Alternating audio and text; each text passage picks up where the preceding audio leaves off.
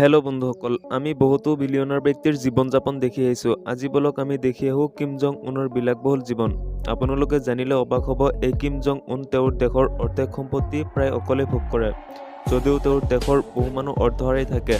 বন্ধুসকল, আপোনালোকে কল্পনা কৰি চাওকচোন, এজন মানুহ যদি তেওঁৰ দেশৰ অৰ্ধেক সম্পত্তি অকলে ভোগ কৰে, তেন্তে তেওঁৰ জীৱন যাপন কেনে হ'ব পাৰে তা জানিবলৈ আজিৰ ভিডিঅ'টো সম্পূৰ্ণ গুৰুত্ব সহকাৰে চাওক, কাৰণ আজিৰ ভিডিঅ'ত আমি দেখাবলৈ লৈছোঁ নৰ্থ কোৰিয়াৰ প্ৰায় অৰ্ধেক সম্পত্তি কিম জং উন বিলাসবহুলভাৱে কেনেকৈ ব্যৱহাৰ কৰে।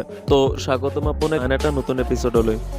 সিকিউৰিটি, যদি কিম জং উনৰ সিকিউৰিটিৰ কথা ক'বলৈ হয় তেন্তে ক'বই লাগে পৃথিৱীৰ অন্যতম সিকিউৰিটি চিষ্টেম আছে কিম জং উনৰ লগত। কিম জং উনৰ সিকিউৰিটি চিষ্টেম এতিয়া আৰু মজবুত কৰা হৈছে যেতিয়া তেওঁ জানিব পাৰে আমেৰিকাৰ CIA আৰু নৰ্থ কোৰিয়াৰ কিছু সংগঠন মিলি ৰাছিয়াৰ ট্ৰেইনিংপ্ৰাপ্ত এজন সন্ত্ৰাসীক হায়াৰ কৰিছিল তেওঁক মাৰিবলৈ, আৰু তেতিয়াৰ পৰাই তেওঁৰ সিকিউৰিটিৰ পৰিধি আৰু দুগুণ বঢ়াই দিয়ে। বৰ্তমান কিম জং উনৰ সিকিউৰিটিৰ সংখ্যা 10 জন, আৰু এই 10 জন তেওঁৰ গাড়ীৰ চাৰিওফালে এনেকৈ দৌৰি থাকে।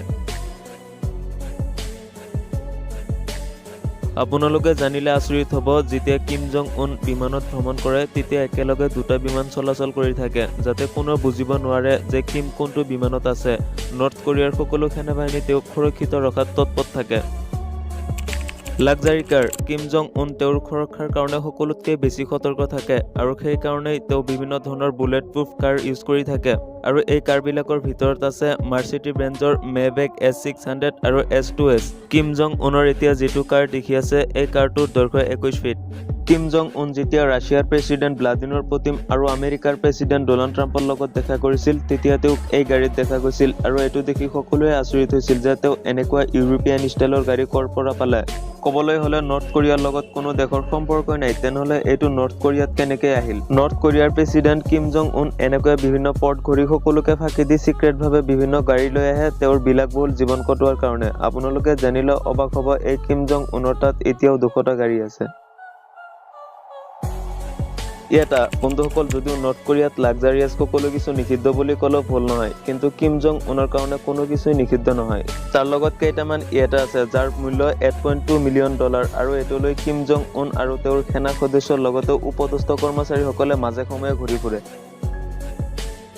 এক্সপেনচিভ লিকুইড, কিম জং উনৰ একেবাৰে পছন্দনীয় ড্ৰিংক হৈছে হুইস্কি আৰু কনাক, আৰু প্ৰতি বছৰে এইবিলাকৰ পিছত তেওঁ খৰচ কৰে 200 কোটি টকা, আৰু এইবিলাক তেওঁ লৈ আহে বিভিন্ন দেশৰ পৰা। কিম জং উনৰ আৰু এটা পছন্দনীয় পানীয় হৈছে চেম্পেইন, যাতে এবাৰ খোৱা আৰম্ভ কৰিলে একেবাৰে 2 বটল খাই শেষ কৰি দিয়ে।